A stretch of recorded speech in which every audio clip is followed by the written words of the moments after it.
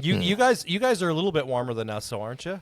Yeah, we are at -11. Real feel of -18. Yeah. So I mean, you have some legit winter, right? When I hear these people in Texas complaining that it's like 23 degrees, I just want to just throat chop them, right? Because that's not even winter. Like I'm not even wearing a jacket when it's that cold. But you have to remember, I mean, because I actually had this discussion with PJ tonight because he was complaining that they had this freezing shit coming in down to San Antonio. I'm like, yeah, 60 degrees is kind of tough, but in Texas they can't deal with it.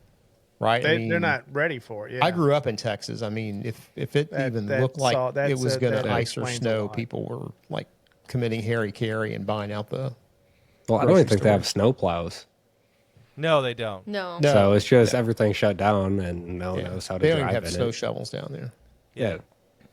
Yeah, we had one of our Discord members. He sent me this thing on Instagram, and it was some hoity-toity politician in Houston, and she was explaining to the people what they do when it snows, and she goes, we don't have equipment to remove the snow, so we're just going to wait a few days for it to warm up, and it will melt away. It was like a legitimate conversation she was having with all these people. I was watching it, and I was like, oh, man, that's, so just stay home, don't go and buy up all the water and milk, just stay home.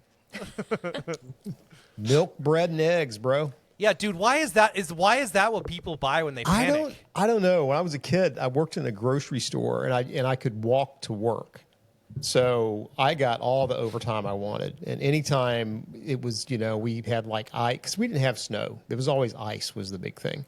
So anytime they were talking about ice coming in, I always get the call. Can you come up and work? And I'd go up there, and we would spend like straight around the clock putting out bread and milk and eggs because they were selling as fast as we could put it out. All things that go bad. I don't understand. I know. You can just set them outside when it's cold. You don't have to refrigerate.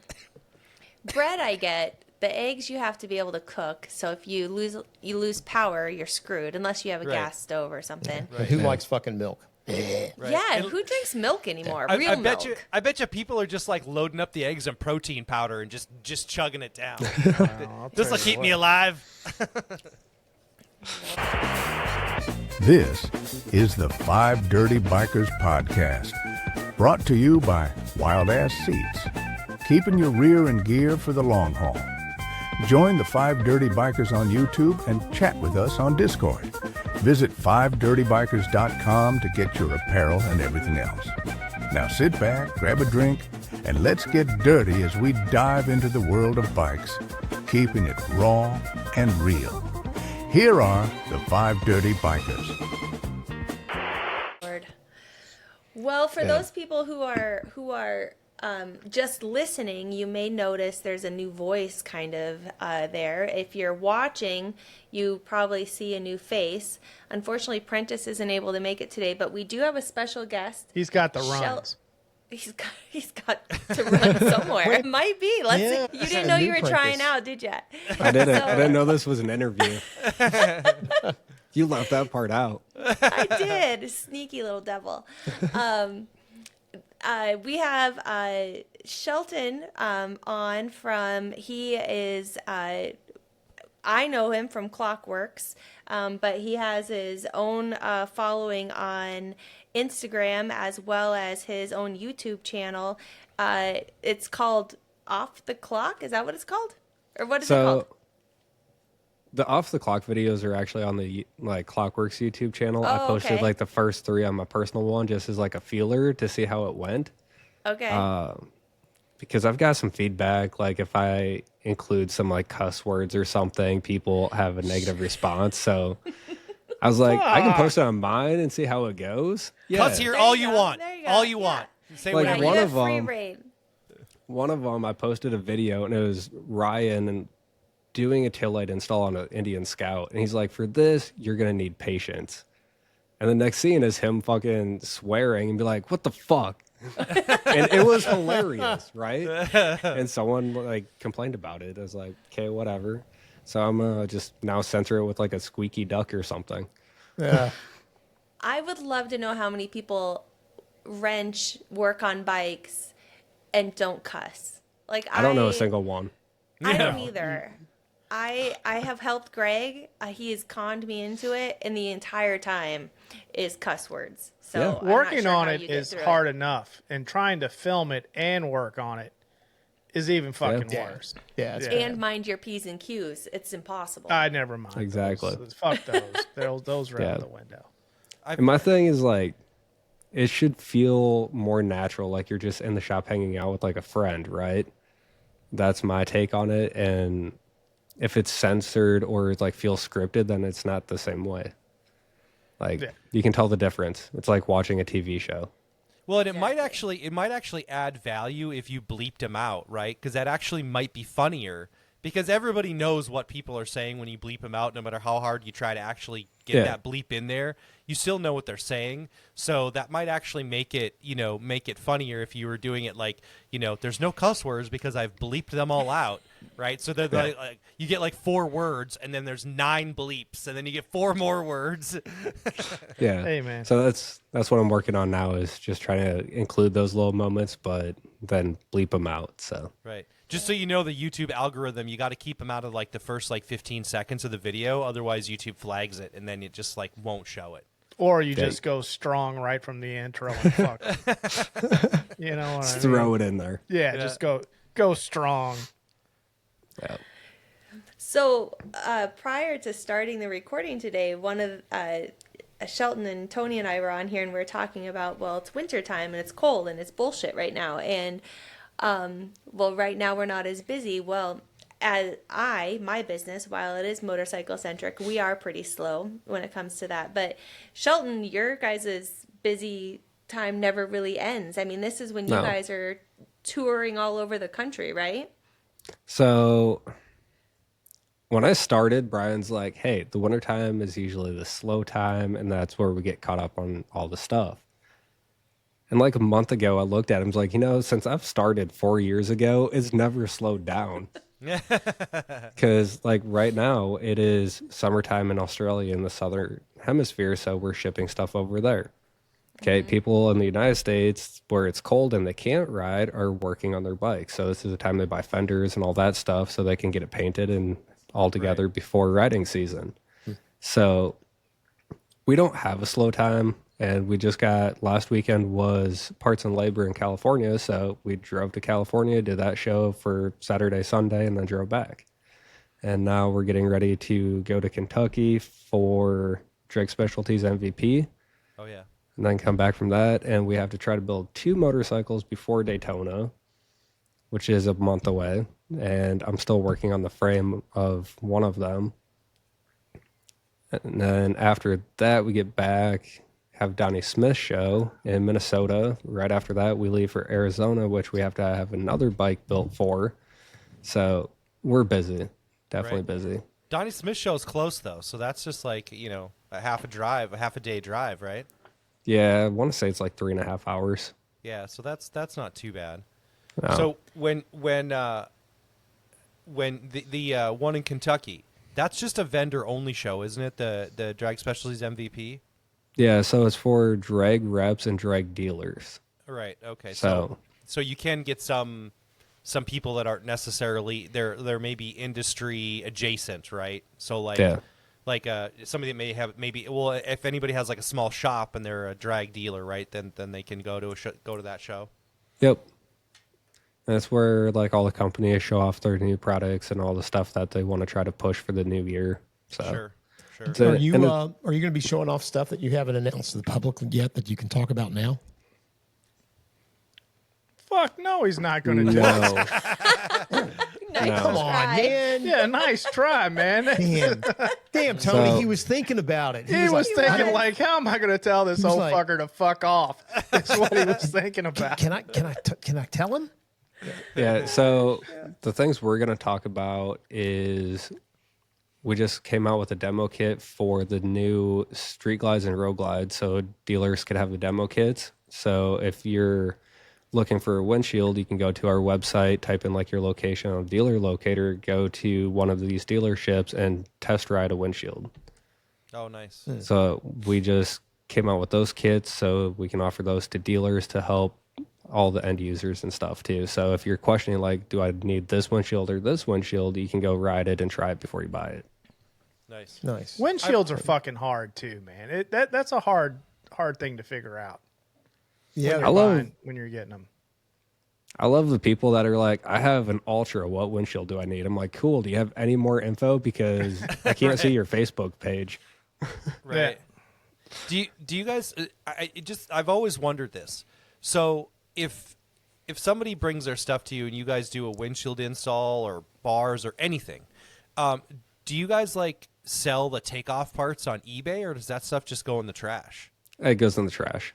Wow. So at rallies and stuff, when you bring your bike up, we do a demo ride or whatever. Yep. And install the windshield. We give you the option. You can take your old one with you, or Right. we throw it away. So There's got to be a dump in Black Hills somewhere where all of these like takeoff parts just land. there is a lot of Harley windshields in the dump in the Black Hills. Oh, I'm sure there are, and bars and exhaust, right? We don't And do seats. bar installs. We haven't done exhaust in a very long time. Everyone gets confused because they're like, you guys have exhaust. I'm like, we haven't made an exhaust in over 10 years, so you're definitely thinking of Klock Werks. Oh, sure.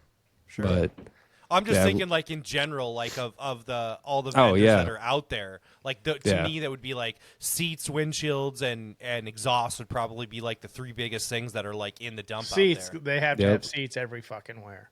Yeah. yeah, there's a lot of seats. So I've seen, I've been following you for a little while, and I've seen that that you have an affinity for FXRs.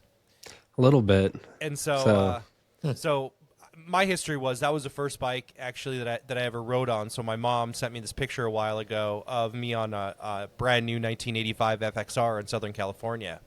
And so I'm sure, and Brian has probably told you this too, that when those bikes came out in the 80s, the general public hated the fairing, and you could go behind a Harley dealership and there was just bins full of the fairings that they were just taking off and throwing away. Right? Yeah, so that was how badly would you like to have a time machine? Right? Dude, so that was actually a conversation. So we made the FXR fairing kits Yeah. like a year or two ago, right? Yep. And Brian's just laughing. He's like, you know how many of these people have taken off and thrown away? And Right. now to find a cracked OEM FXRT or FXRP fairing is a solid $2,000 Right. for Wow. a cracked piece of shit. Wow. Yeah. Yeah. No, Yeah, it's I- expensive as shit. I put one on my bike. Yeah. Yeah, I found mine literally in a storage shed, and it was the Dope. same color scheme as the one that I was on in 1985. And my buddy sends me this picture of a like a cover of a bike with it pulled back so you could just see the fairing. And I was like, where did you got this? And he goes, it's a guy I know, and it's for sale. And I was like, what? And so I went and talked to him, and he's like, well, I know what I have. And I told him my story about this is the bike. Like, this is the one that I grew up on. And he gave it to me for a song and a dance. I was very, Dude, very excited. that's a funny part. Like if you tell the story and like you have a reason, a lot of the times like that will happen where Yeah. they'll cut you a deal or like sometimes even just gift it to you because like they feel that connection. They're like, you're meant to have it. Yeah, he just said, he goes, I know I could sell this for twice what I'm going to sell it to you for. He said, but I know if I sell it to you that someday I'm going to see it on the street and it's not going to be all cut up. And not that I have anything against cutting them up, but you know, I think he felt that I would do right by it. And now it's in my garage waiting for me to do something to it. So Yeah.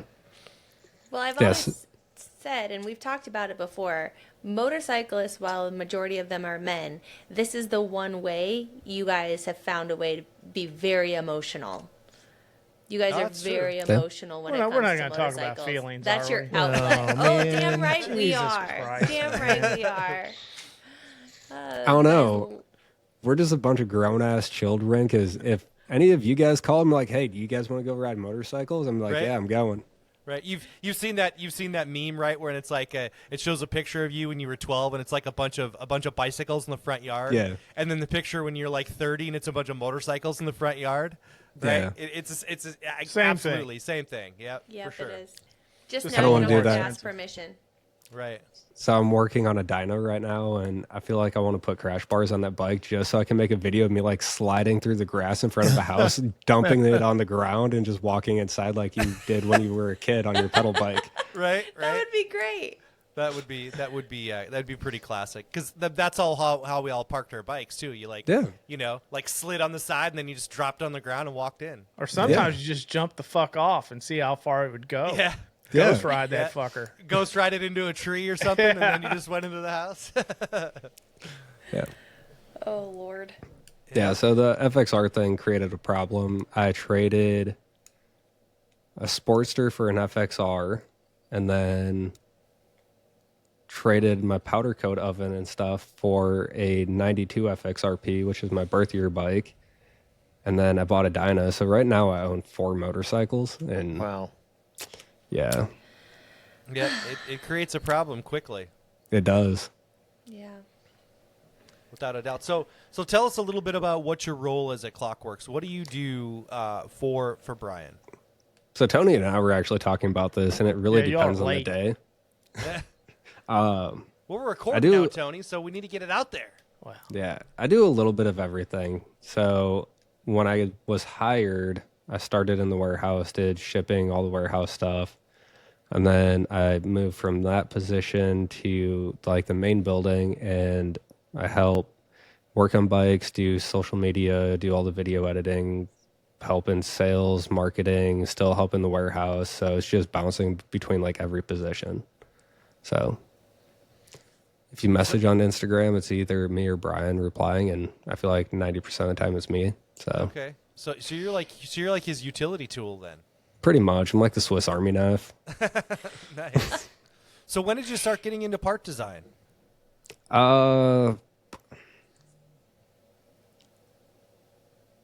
So I grew up watching like biker build off and stuff, right? Sure. Monster Garage, all that stuff. So Yeah. when I was a kid, that like sparked like a desire to want to do that. And I saw Brian like on Biker Build Off, and I lived an hour away. It's like, it'd be cool to work there someday. Go to school for automotive tech, drop out after the beginning of the second semester because we spent a week learning how to solder, and I already had like all the tests filled out for the rest of the year. I'm like, this is fucking pointless. Like, it's a waste of time. I'm going to leave and go start working on vehicles. So I did that for a while, and then did a job where I was painting trailers. Kid's mom got pregnant with him, and then we moved. I took a job working in the egg industry, and I had a side business with like metal fabrication and stuff. And all of that stuff was just like learning the skills to go along the way. And then I split with the kid's mom, and I was either going to move to the Black Hills or to Mitchell. And I was looking at buying a property to do my business full time. And that place sold, which had been on the market for like a year.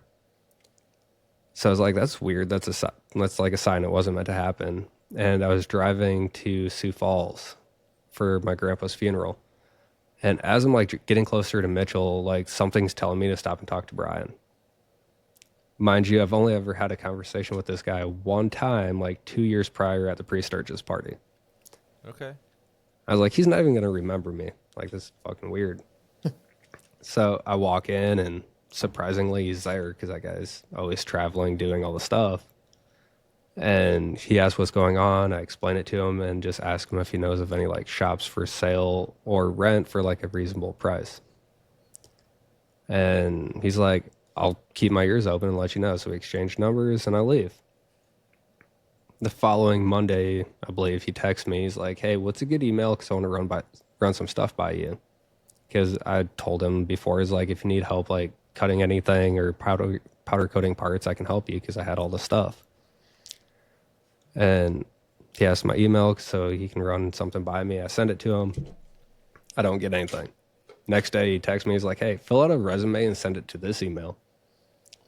He's like, okay. So I do that. A week goes by, and he calls me. He's like, we want to offer you a position. I was like, yes. I was like, I can't say no to this. I was like, the inner kid in me would be freaking pissed if I didn't say yes to this. So I took it, and he's like, I don't know what we're going to have you do, but you start beginning of the year, like after we come back from New Year break. That was 4 years ago. I'm assuming that you're not hired to do negotiations at this point. No, definitely not. Negotiating skills are weak. Okay. Yeah. So I start there or whatever, and I'm doing shipping and all that stuff. And I've tinkered around with a couple different like CAD programs from like CNC plasma cutting and stuff. And Josh gave me like a version of SolidWorks to just tinker around, play with. And I was like, I really want to draw a set of risers for my FXR that has our phone mount on the riser. So I learned how to do that, which took way too long and way too many renditions before like the finished product came alive. That was, I think, like 2 years ago. So long story short, is roughly 2 years ago. Okay. So, but So about I've been 2 years ago, and you've been kind of in the parts game, we'll say, since then. yeah, just like tinkering. Like I need this stuff for my thing, or like this is cool. So, like I drew the risers, and then Brian decided to make it a part that Klock Werks offers. Named them after me, which I was against that name, but I was outruled. Yeah. Back to the negotiation thing. I'm not great at it. Right. And right now I'm working on, I drew some like little cover plates for the forward controls on an FXR Okay. that a friend's cutting for me right now that might be a part in the future. I don't know. And then just doing some other stuff for like this dyno build. So Right. I've listened to, it's interesting because I've listened to a few podcasts where the Ness family has been interviewed, and specifically not Arlen, but his sons and grandsons. And it's interesting because they talk about that kind of same trajectory where a little part turns into a different part, turns into a different part. But it turns out that one little part, everyone has been looking for it. And so it stays in the catalog forever because that's like, either no one makes it or it's that one thing that everybody thinks, oh, it'd be really great if I had a cover or I had a latch or I had a whatever. And you type it in and you're like, holy shit, there's something there for it, right? And it just ends up like having legs and standing the test of time. And I think because it's funny because they talk about how some of the parts that they've had for FXRs specifically kind of were really big, and then they just kind of kept askew, and then they went and they weren't anything for a long time, and then they were really big again, and then they kind of faded away, and they're really they've gone through like 3 or 4 phases. And because I think that's kind of where we are now, right? There's been like the billet choppers, and then then your bobbers, and as we've kind of gone through these phases, there's been different phases of motorcycles that have come in and out. And you probably were got into FXRs after they got ridiculously expensive. But if you go back 10 years ago, you could have got that same FXR that you got for probably $3,500. In some places for almost for free, right? Exactly. Please take this motherfucker, man. Right. So it's interesting how those things become cyclical, right? And then the people that are riding those bikes, they're either older than me or they're your age, right? So that's a really funny. There's like a gap in the middle of people that don't want to fuck with an FXR, and then there's like like I said, young guys, and then older guys that are on them. So. It's an interesting thing how that works in motorcycling, because I think you see that with so many different pieces of the industry where it kind of comes into fashion and then disappears for a while and moves back in and disappears for a while. And some things maybe that should just disappear forever, but they don't. Well, everything goes in waves. It's just like back in the 90s, early 2000s, like it was chrome everything, right? Yeah. And then it went to just black everything out, and now it's going back to chrome everything. Well, and I feel like that's a little bit of a missed opportunity. I feel like chrome could come back in certain areas of the country, and it would probably do good, right? The best chromers used to be out in California, And I don't even know if you can chrome anymore. I think the state regulations make it nearly impossible for You chromers can't to even exist fart in in California. California, dude. So you got to go somewhere else. I mean do that's a real statement. So I feel like that's a missed opportunity somewhere in the Midwest. Like a great chromer needs to like come out of the woodworks, you know. I'm a big fan of the chrome. Come on, man. Well, you I like mean, to I don't hate chrome at all. you like to polish things a lot more than you like to Well, ride I them, mean, I Tony. don't want the son of a bitch to blind me when I walk outside. But, a couple of chrome pieces, I don't think it hurts. So I'm a huge fan of black chrome, and I was really excited when I was seeing that enter the motorcycle industry. Yeah. Yeah, for sure. I've had a love for black chrome since I was little. Yeah, and I don't think that's, to me, that needs to hit a lot harder, because I agree with you, but then again, you want it to hit hard, but at the same time you kind of don't, right? Because you kind of want it to stay on the fringe, and so when you do see it, it's like, oh, that's really cool, because not everybody has it, you know. You It's can't, kinda not like- everybody has it because it's a fucking fortune. Well, I heard it explained, and it depends on where you are, and I know you experience this a little bit where you are, but where I'm at, there is not a single Road King in my entire town that has T-bars on it like mine does. And that kind of, that performance bagger just hasn't proliferated up here yet. There's still a lot of ape hangers up here. And so, there's still a lot of opportunity in this area of the country, at least for your bike to look kind of, one of a kind for a hot minute. But That's because there's nobody up there, Ryan. I mean, when there's 50, the population of 50. I mean, well, I mean, you're not totally let's do the wrong. math. That's a whole county. Yeah, That's right. There's 50 people. That's right. And that's a whole county and 2 families. Yeah. Oh God. The family trees there do not have branches. Here No, we they're go just with all inbreeding Catholic. again. Oh Lord. Just saying. Yeah. Population's low.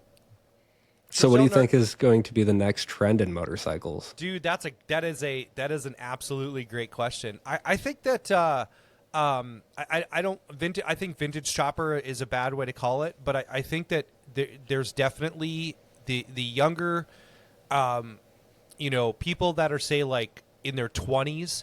I think choppers hold a lot of appeal for them right now because they don't have to be pretty, and I think the cost of entry is still reasonable, but you can have something really cool for a low cost of entry. I think that's part of it, and I think that there's a little bit of a romantic idea of, like, throwing a bedroll and your backpack on and getting on your bike and, like, just going where you end up. I do know that was kind of, after a number of years, what brought me back into motorcycling, and then I tried to sleep on the ground, and I was like, fuck this. I'm too old for this. So, Dude, like, depending on what fucking motorcycle you have, where you go might just be the end of the street.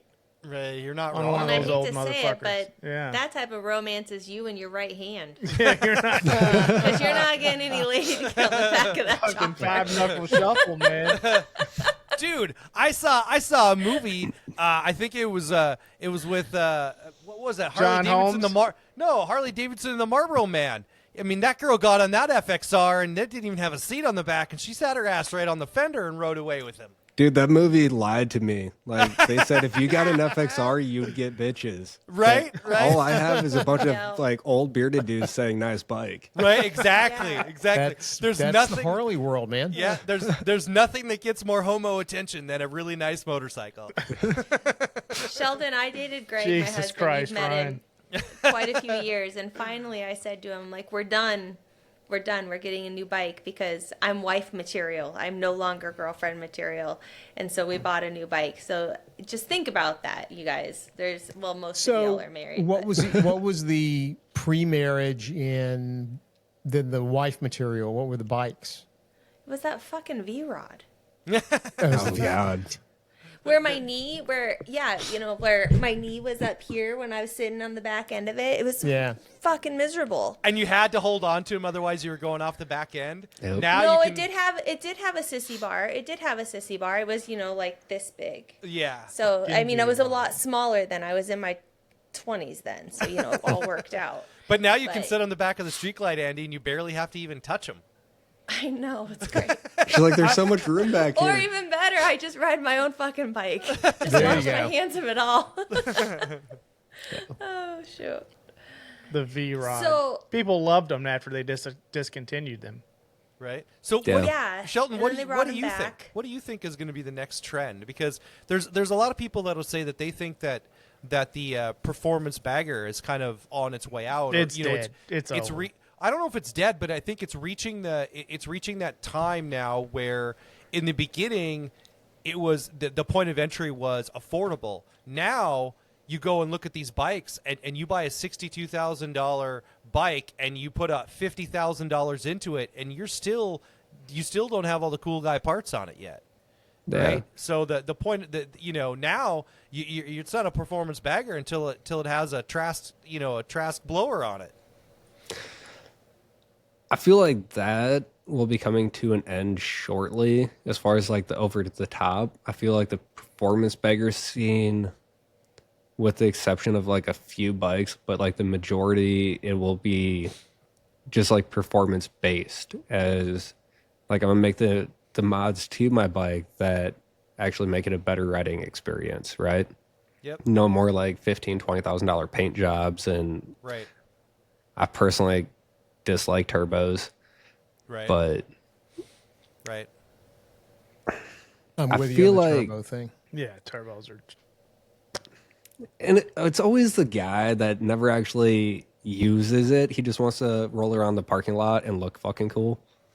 So what Because you're the trying to motor's say going to is blow if you do use it. Yeah, it's the dude with the small penis that puts a turbo. It's the same guy who jacks up his truck, right? yeah.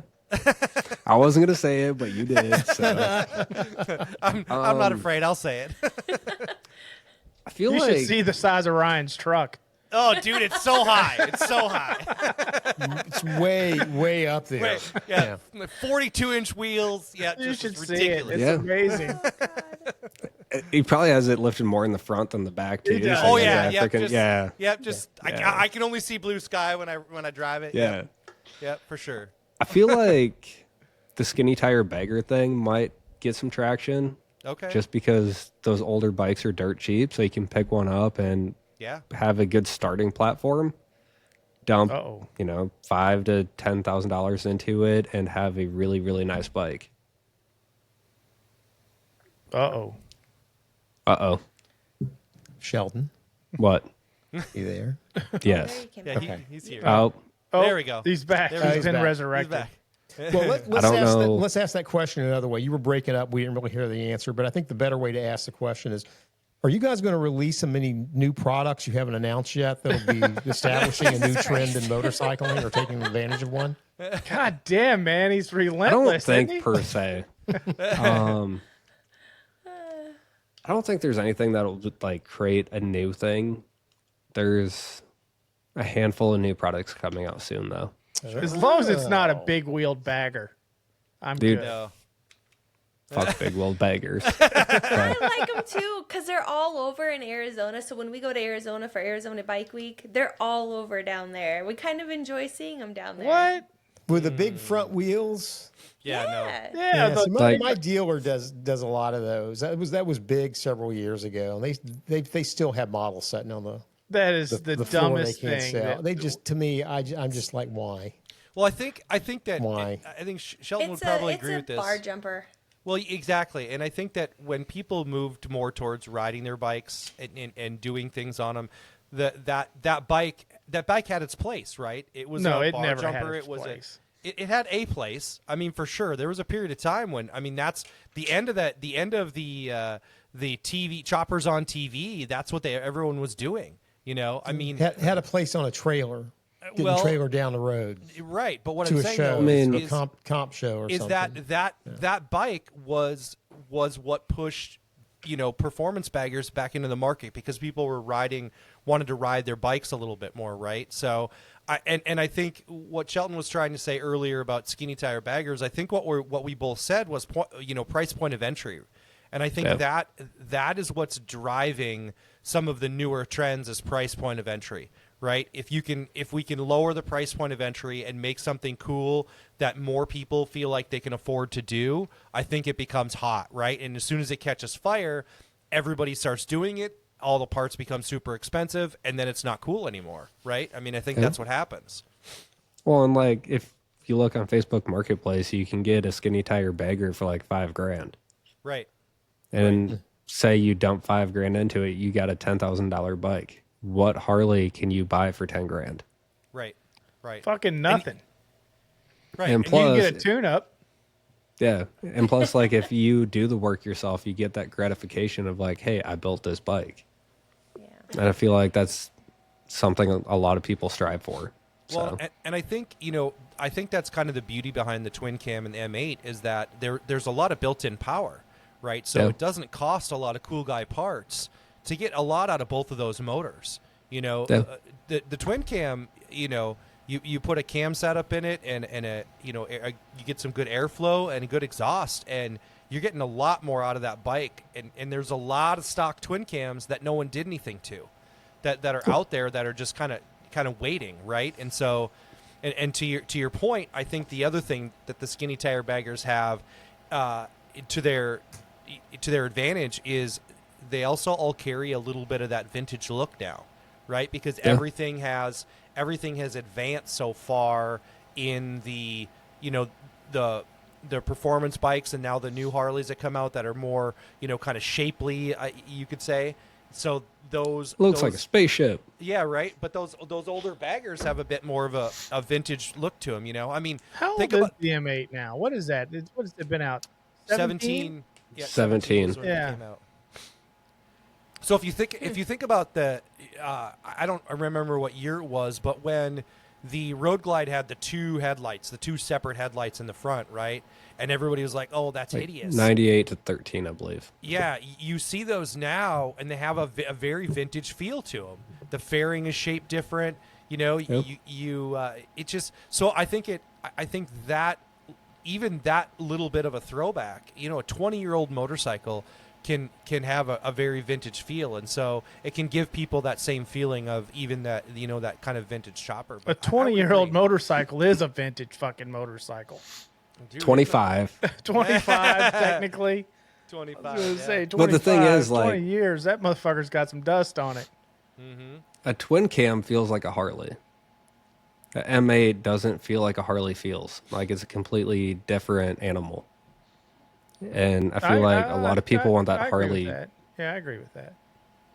Like they want to feel the bike shake. They don't want it super smooth. They want it to have that potato sound, which you can get from a twin cam. Yeah, and you can get that from the M8. It takes a little bit more. You got to spend Yeah. some money.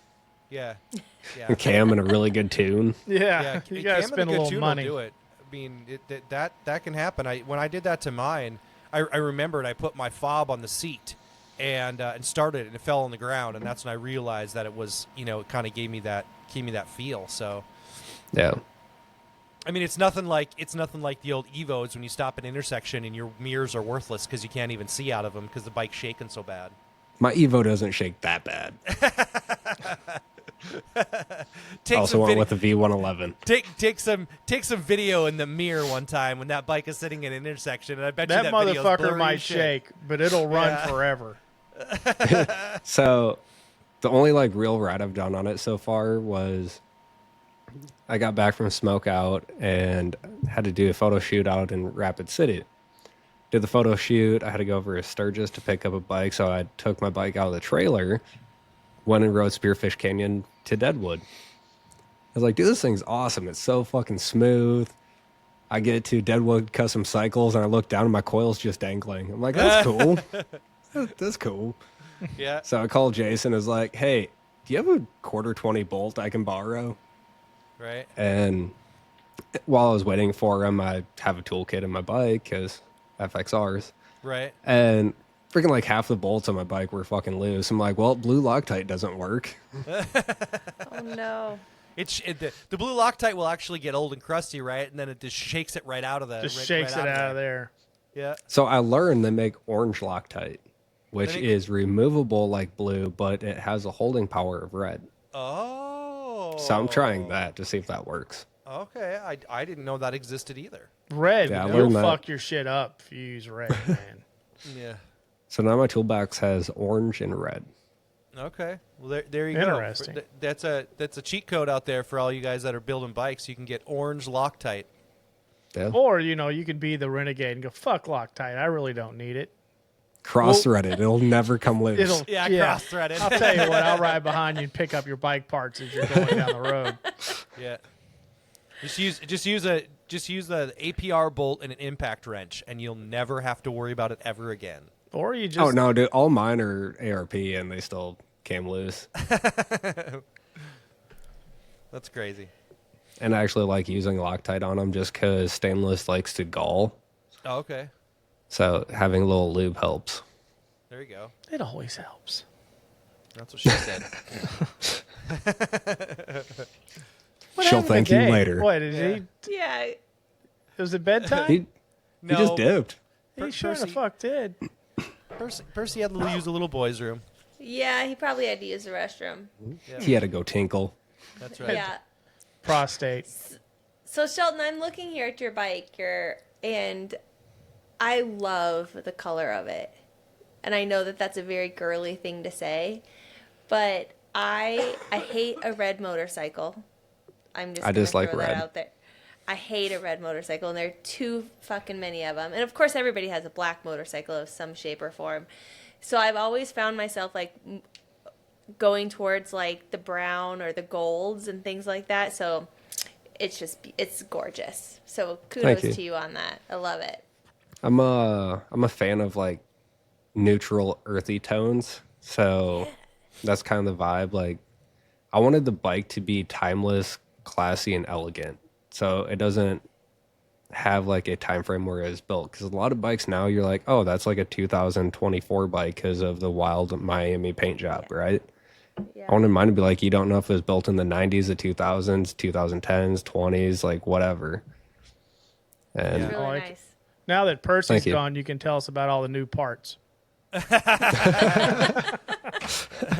I would really like if I did a custom paint job on my bike, I'd really like to do a and I said this, I think I even said this last year at some time. I'd like to do root beer and cream. That's what I'd like to do on my bike. What color? You heard me. I'm not repeating that word, Tony. Did you say That's, root beer? I said root beer and cream. That's a no, real that would word. look sick.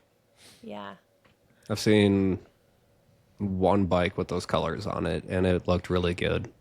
Yeah, I just think that those are, and they are. I mean, if you go back into the '80s, right? And that those are '80s color tones. Yeah.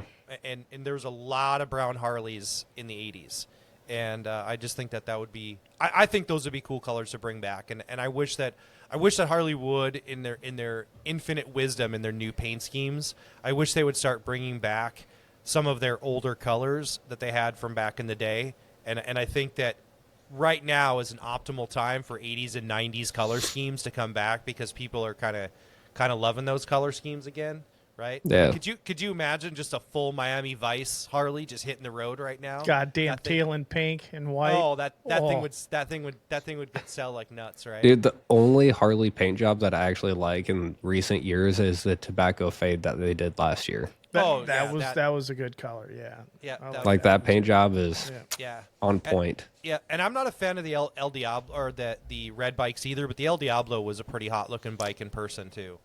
It was, but like I have a hard time justifying like the extra cost for it. Just for the color of the paint. Yep. Yeah. That tobacco fade though, that was on point. They really knocked that one out of the park.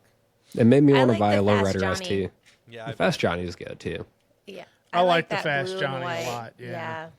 Did you see? We were at one of the dealership up by Tony, and I know some of the bikes hit the market like this, but and Harley should have capitalized on this right away. But there were some dealerships that powder coated the wheels white right away, and that's how they sold the bike, was with the wheels powder coated white. And I thought that was fucking brilliant. Yep. That was like the only thing you did was powder coat the wheels right. The bike looked perfect. Right? Yeah, I mean, I've seen a few of those. Yeah, it just looked like it was supposed to be like that, and I thought that was a really smart thing. Some of those dealers were able to move that bike pretty quickly just by doing that one little thing. Well, if you just like the couple little bronze pieces, the wheels, and I think the rocker box spacer, do those in white, just makes that bike pop. Yeah. Yep. I saw one too that had they didn't have that done, but they they did they did the wheels and the bars.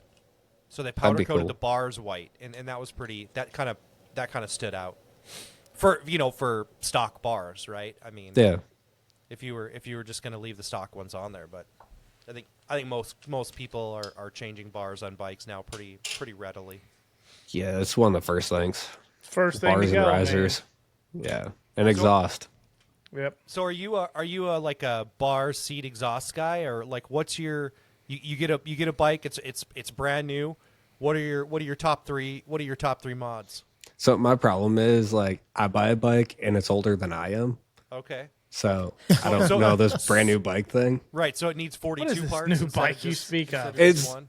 usually is tear it down to a frame and rebuild it. Sure. Yeah. Sure. Dave, your timing is excellent. Shelton just got You done should have telling us of heard all the Dude, new parts all that the they new have coming parts. out. What the fuck? Yeah, dude, so much cool shit. Yeah, I dude, mean- it's awesome. You're gonna have to Right. listen back to the podcast because it was good. You're just Yeah. gonna have to listen to it. Damn it. No, like, are we talking like if I bought like a 24 Road Glider Street Glide? Yeah. If you were to buy a brand new bike, what's your top three that you change right away? The first thing is the windshield. And I'm not just saying that because we sell them, but the stock ones are fucking terrible Oh, yeah, and they just blast you in the face. Yeah, the new ones are awful. Yep. Okay.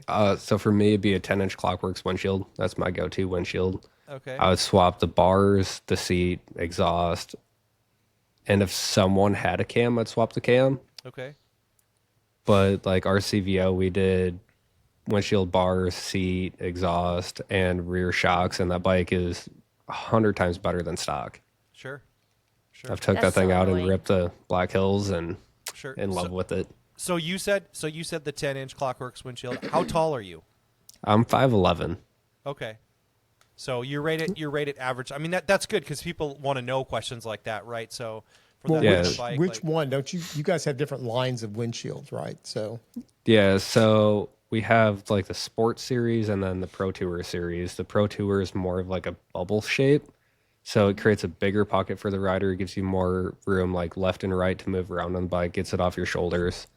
The Sport is more of that aggressive look that everyone's looking for the most part. And the 10-inch... How does that protect the rider?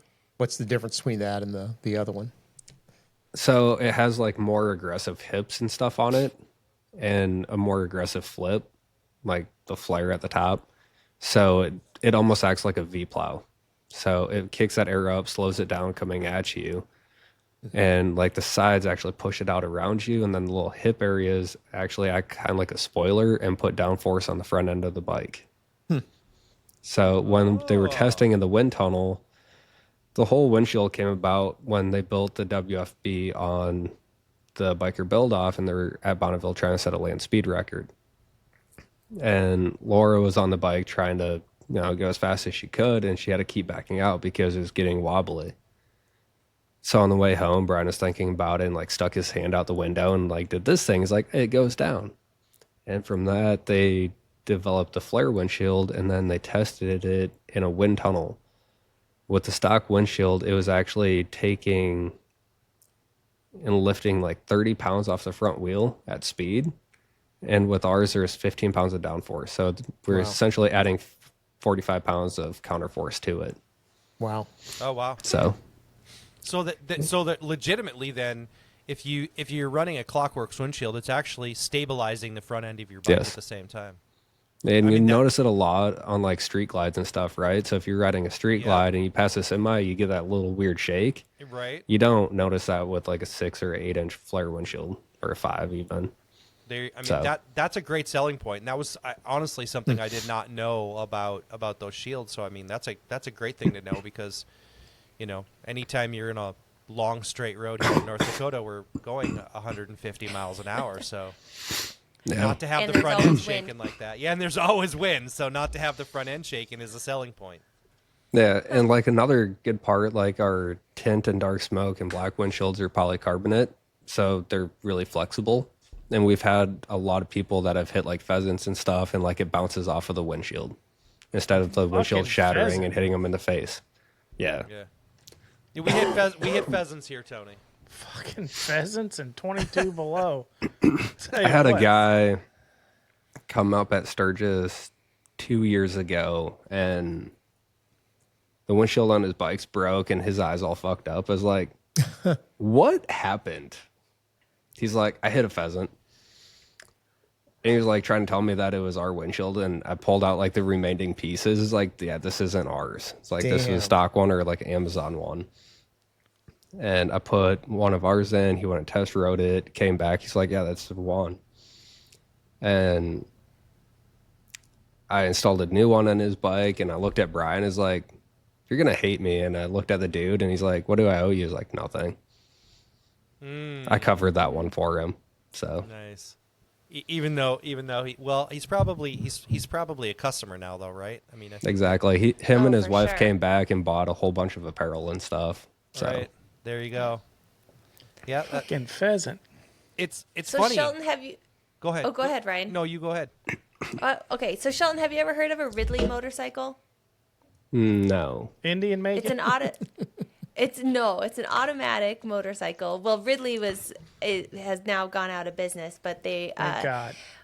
they were sued by Harley for the names that they were using on their motorcycles. But I bought one some years ago and needed a windshield, and we were able to make a Klock Werks windshield work. Basically, we got one that you would put on like a Heritage Softail or something like that to Nice. make it work.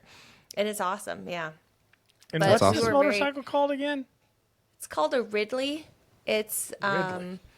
it's the one I have is an Auto Glide, but it's an automatic motorcycle. So, but we were really concerned because there's no way in hell I was going to ride without a windshield. So that was the very first thing that I needed to get for that bike too, is a windshield. And I think at that time Greg was traveling for the bank that he worked for and stopped in on his way through to Sioux Falls, and Brian's like, this is probably, they looked like all the specs of the Ridley online, and Brian's like, I think this is what's gonna have to work if you can make it work, and if not, bring it back. And it worked. It was perfect. So That's was awesome. nice. Yeah. It's awesome. Yeah, you Are don't. you looking it up, Tony? I am. That motherfucker has a CVT transmission. Yeah, have y'all ever rode a Goldwing with an automatic transmission? No. No. I wanted to hate it so much, and I talked so much shit, but like I kind of enjoyed it, Wow. and it pains me to fucking admit that. I always say if it has reverse, is it a motorcycle? I don't know. They It was still have pretty. reverse. Huh? It was, Does the Goldwing have reverse? Some Yeah. of them do, yeah. Oh, it Yeah. does. The Ridley doesn't. No. it was pretty cool though, because I was chilling on this 2018 Goldwing in the passenger seat with the cruise set at like 90, going from Sturgis or from Rapid to Sturgis, just leaning and just riding, passing all the Harleys and stuff, and it felt like I was riding in a Cadillac. Right. Fucking It's like, dude, I could do like 1,500 miles in a day on this thing, no problem. I'm just I think, chilling. I think they have air conditioning on some of them, don't they? I think so. I think so. For sure. It has a right? ball cooler. Yeah, yeah, ball cooler. Dude, it's a fucking convertible Accord is what it is on two wheels. It's a Honda Civic. Yeah. Yeah. Same motor. Yeah, right. They've got that. I mean, Honda had that when they did the Goldwing, they got the touring down, on lock, man. Those fuckers. My uncle, he bought a Harley and did a trike conversion, and then got into the whole kind of trike culture, and nobody in the like deep in the trike culture rides Harley trikes. They all ride Goldwing trikes, and so he went and bought a Goldwing trike, and I'm here to tell you that thing. I mean, he rode it in every weather condition you could imagine. Rode it in a blizzard. Rode it into the mountains where there was snow on the ground, and obviously it's a trike, Yeah. so it's not going to tip over. But he said there's nothing like that. And I Fucking go, Honda, man. and then I said the same thing, and I was like, "Can you call that motorcycling though?" And he's like, I don't know, but I've never tipped it over. The thing is, like, they're fast too. It's the fucked up part because it's like riding a fat crotch rocket. Like, Yeah, I'm like, this is stupid. Like, you just twist it because it's not automatic and you go. I'm like, I fucking hate this. yeah. You hate that you like it, right? That's what you Yeah. hate about it. It's like Yeah. it's your new dirty pleasure. Secret Right. Kind dirty of. So pleasure. where in the Yeah. fuck did you all find this Ridley? So eBay.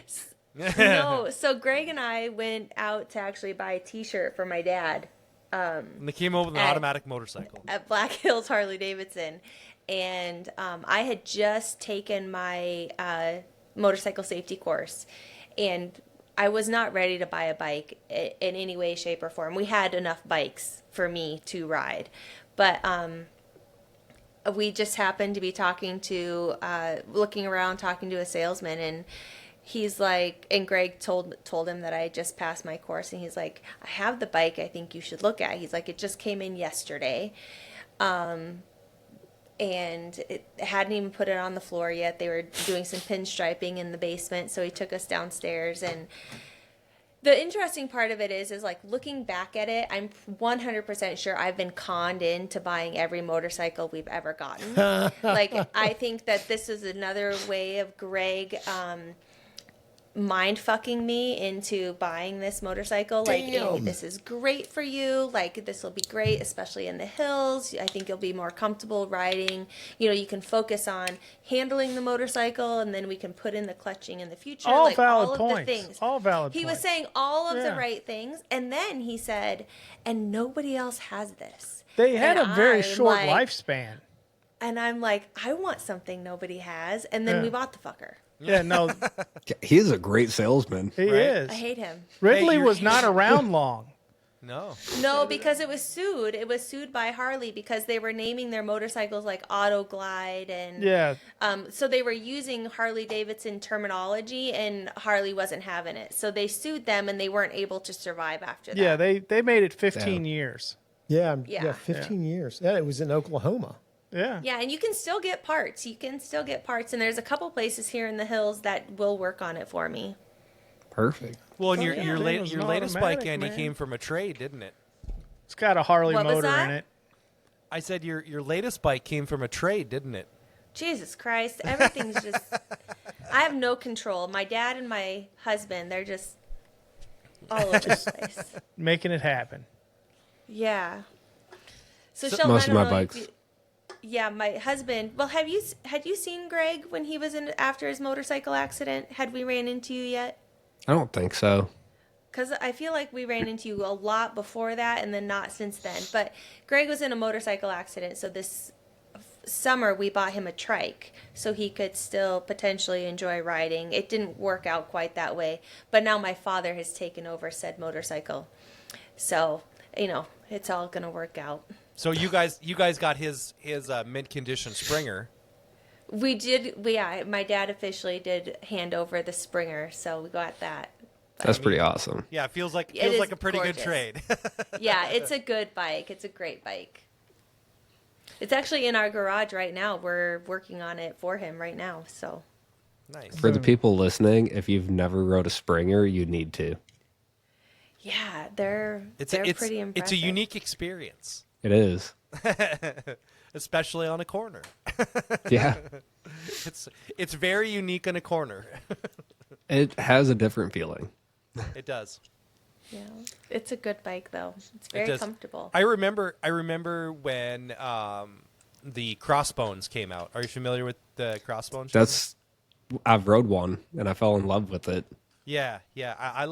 I thought that was like the single greatest stock Harley I had ever seen in my life. I mean, Yeah. when I saw it, I was just like, oh my god, that thing is so amazing. And it's one of those weird. It's like an albatross, right? A unicorn. You just do not see them very much. And every time I've seen one, they've been so heavily modified. I didn't realize that it was a Crossbones until like if I could find a stock one, that would be fantastic. But What was they're that other they're bike? So rare. They made in the 90s that had the Springer front end. It's made like a heritage with the Springer. Yeah. The bad boy. Yeah. Oh, Remember there the- was a Yeah. bad boy with a The Springer. bad boy? Yeah. That had a Springer front end, I believe. Yeah, I think they did. And then I think they came out with the Night Train, and then all those motherfuckers disappeared. Yeah. All those Yeah. Springers disappeared after the Night Train came out. because everybody was like, "Ooh, I got to get the tough guy bike." And then Sons of Anarchy hit, and it was all over. It's all fucking Dynas from there. Yeah, Is that a Dyna, bro? yeah, exactly. Do you like my T-Sport fairing and my T-bars? I do think so. Have you had an opportunity to see the Bike Riders movie? I have. Yeah, what'd you think? I've watched it 3 times. Ooh, then you must have liked it. The first time I hated it. Did you really? Maybe I Yeah. need to watch it again because I'm in the same boat with you, Sheldon. The first time I didn't watched like it and I it. was like, eh. So the first time I hated it. The second time was like, I kind of came around a little bit. And then the third time was like, okay, they did a decent job. So Like it's a decent movie. I feel like they missed the mark by a mile. I listened to I listened to a bunch of podcasts that were kind of centered around that movie, and so I kind of got to learn a little bit of the backstory and how it got written and whatever, and the whole concept behind it's interesting because it was written basically out of a book. Yep. That was picture book. Yeah, picture book. That was word of mouth stories told out of a picture book, right? And Yep. so the characters are real people from this picture book based on just interviews of a guy, a writer, like a beatnik writer that was following these people around at the time. And so the pictures of the characters from the movie are all real people, but the actual story was kind of a word of mouth situation told by a couple of people. So It was Danny Lyon that Yeah. took all the pictures. yeah, exactly. And so I thought the concept behind that was really cool in terms of that part of it. And I think it was interesting because, so many times you get a movie and they just go deep into the MC culture. And this kind of showed you how the MC culture kind of evolved from a brotherhood before it became, the everybody's afraid of it, right? It was really became that place where these guys felt like they didn't belong and they were on the outside of society, and it got them a place to belong, right? And there was a set of rules of how you were supposed to behave, and they weren't, straight criminals, right? And then you see that just evolve into, kind of where it was going, and you kind of saw that arc over that period of time, which I thought was super, super interesting. And part of the reason why it interested me is a couple of my friends and I, a couple of years ago, we were on a bike trip, and we knew we were going to be pulling into this place late at night. And so I just told my wife, I'm like, find a cheap hotel room. She literally found a hotel for us, like right near a strip club, where there was like a group of 3 hotels like surrounding a strip club. Yeah, I mean it was a horrible place, right? It was in Rockford, Illinois. If you know anything about Rockford, Illinois was like the site of like the huge Hells Angels, some really serious MC stuff, like car bombing MC stuff went down in the late 90s and 2000s in Rockford, Illinois. We didn't even know that going there, right? But if you've ever been there, it's kind of like the armpit of Illinois. Rockford is. It's not a Anything very outside of friendly town. Chicago is the armpit of Illinois. Dude. I thought Chicago was the armpit. Well, right? No, I think that's Gary. That's Yeah. Gary. Oh, that's in Indiana. Gary is That's in Indiana, Indiana. though. Gary's it's Indiana. basically the Gary's same. different. And Yeah. if the U.S. had an asshole, it would be Indiana. Yeah. I'm just saying, you don't forget Gary. No, Yeah, you for do sure. not. Mainly because you still haven't got your car back. Yeah. Right, exactly. You're still there. Yeah. That's where my Fucking family's sketchy from. place, man. Yeah, no, that doesn't surprise me. I was kidding. I know it rings so true. Yeah, but Rockford was a legit place. I mean, we got there in the dark, so we didn't know, and then we got up in the day, and I've ridden through there twice. And one time I rode through there, and I got to this. I was taking what the GPS told me was the shortcut. It was really just the avoid the toll road situation, so it brought me right through Rockford. And I was like, there was this whole like 3-block building with all the windows blown out. And I pulled up to this neighborhood, and you can't see through my helmet. And I look over, and it was like 10 o'clock in the morning, and there's like 4 or 5 guys on the porch. And this one guy puts his hands up like this, and he turns his hand over like this, and he goes like that with his fingers. And I was like, well, I'm going to blow through this stop sign real quick here. It's time to it go. Was a stop. It was a stop light, right? And then I was like, I'll just wait. And I just turned my head forward and kept my eyes to the side, like I know they can't see me, but if one of those guys jumps off the porch, I'm out of here. So yeah, that was. But I was by myself that time. So funny story. We were going to the East Coast in like May-ish or something, and it's Brian and I in one vehicle and 2 other coworkers in a different vehicle. We're following them and we're going through Chicago. And they get off at an exit. I'm like, the fuck are you guys doing? And we just keep going because we're going to a restaurant. And they zigzag and I call them as like, you guys were not supposed to get off right now. It's like, have fun because I feel like I know where you're going. They get to the hotel and they went through the ghetto. Like, they went through the south side. Of Chicago? They're like, we were in the wrong part because there was a bunch of people doing, like, little kids doing wheelies and shit in the middle of the road. It's like, yeah. Yeah. We found out that someone had their phone on avoid tolls. Oh, there you go. Oh, yeah, that'll there do you it. go. That'll do it to you. Yeah. Going through the I was south like, hey, side. just pay the toll because it's a lot cheaper. Yeah. Like, Yeah, it is. Tony called me. I was on my way to see him one time, and I was heading down to Kentucky, and he's like, "Where are you at?" And I said, "Well, I'm about 2 hours away. I'm in Indianapolis." And he's like, "Why aren't you on?" You know, I was off of the interstate because I stopped to get gas. I had the avoid tolls on, and it was taking me through all kinds of neighborhoods.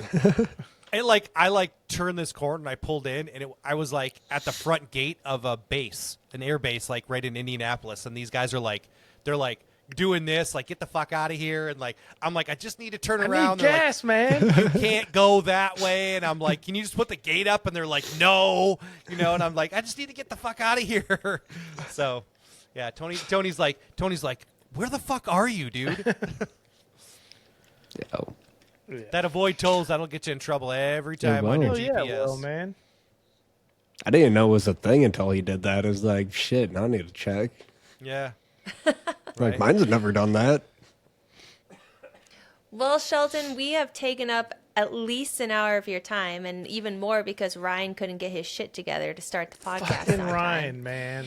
But with all that being said, we really appreciate you being on. I look forward to seeing you for sure in April. You're going to be in Arizona. Yep. Awesome. And if you do come out here, you said beginning of February, let us know. Greg and I will meet up for a drink or whatever if you guys, if you get a chance. But yeah, anything else you want to share with us before we get the hell out of here Any so new you can get parts? on with your evening? Tell everybody new parts? and tell everybody where they can find you, so you know everybody can go Yes. out and follow you on all your socials. So make sure you put that out there. So my socials is just my name, which is Shelton Innerwald, which you guys can just tag in here because it's hard to spell. I actually need to change it so it's easy to remember. I was afraid to say your last name because I didn't know how to say it correctly. How would you say it? Well, so can I be 100% honest with you? So- I want to put a W in front of it, and I want to say it Shelton Wienerwald. Yeah, that's what everyone called me in not school. it. But I feel like that's being a bully. So Yeah. Andy's So- still being a bully. I'm normally a nice person. So it's either Innerwald or Einerwald. It's pronounced both ways depending on which family member you ask. But yeah, that's socials, Instagram, Facebook, all the things. And to answer Percy and Tony's question, there are new parts coming. You just got to keep your eye out. Just gotta keep looking. Tune Goddamn in. it. Tune in. Yeah. It'll be on like Klock Werks Instagram and stuff. We just We'll be released watching. the colored windshields for the Indian Chieftain Roadmaster, so everyone was Tony asking wants for one of those. those. And He needs one of those for his new chieftain. You don't I would have rather. you don't Never have to tell mind. us, Shelton, but Oh. just give the people. Are there any parts coming out in this season that you designed? potentially. There we go. That's all we needed to Ooh. know. Potentially. I love it. Nice. Ooh, that's good. Well, man, thank you so much for coming on here. Thank you so Thanks much for having me. for telling us. Yeah. And hey, you heard it here. The windshield, the Klockwerk windshield, puts downforce on and makes your bikes easier to control when you're going really fast. Makes it a more stable ride. More and stable. it makes it more enjoyable. There you go. Downforce is good. You can Downforce is good. That's what I she always said. enjoy a said. good downforce. I love it. All right. Good night, everybody. Thanks for everything. This is the Five Dirty Bikers podcast, brought to you by Wild Ass Seats, keeping your rear in gear for the long haul. Join the Five Dirty Bikers on YouTube and chat with us on Discord. Visit fivedirtybikers.com to get your apparel and everything else.